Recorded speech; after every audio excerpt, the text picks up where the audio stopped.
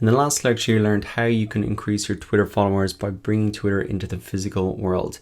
And in this lecture, it's the final tip on our list, the final way that you can increase your Twitter followers, and that's really to track results. Now, we've done a very similar thing when we looked at YouTube, when we looked at Facebook, and it's really using the analytics systems of those platforms to measure what you've been doing and to really boost your impact by doing more of what is working. So Twitter Analytics will show you how many followers you've added, how many impressions your tweets have got, your top mentions, your top followers, and more. This is the only place you really need to come into to get all the information that you need. There are additional tools that you might come across, but a lot of the information you can just pick up right here in Twitter Analytics.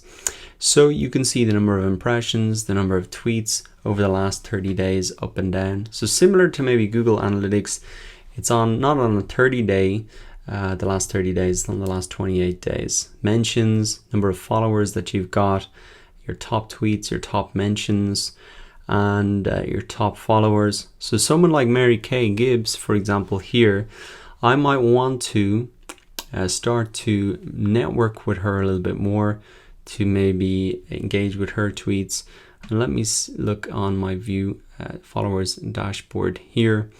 There's a whole host of other information about what demographics they're in, the lifestyle, their interests, etc. So a lot of this information could be similar to things that we're going to look at in Google Analytics.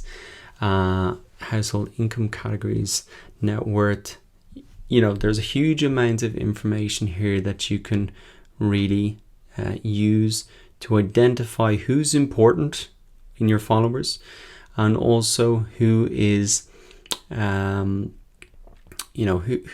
really engaging with you. For example, Typeform, remember we did our market survey, top mention from them, it's earned a lot of engagements, and this is essentially me using the poster boy method right here. How I use Typeform to gather priceless feedback. Of course, they're going to retweet that and retweet my post on that because it looks good for them. It's an example of somebody using their service, and I've shared my experience in a blog post, which are the notes for this course.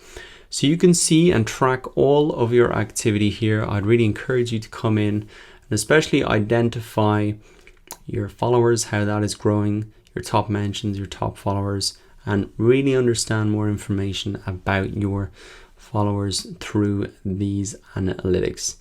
So that really wraps up our list. We've covered a huge amount, I think you'll agree.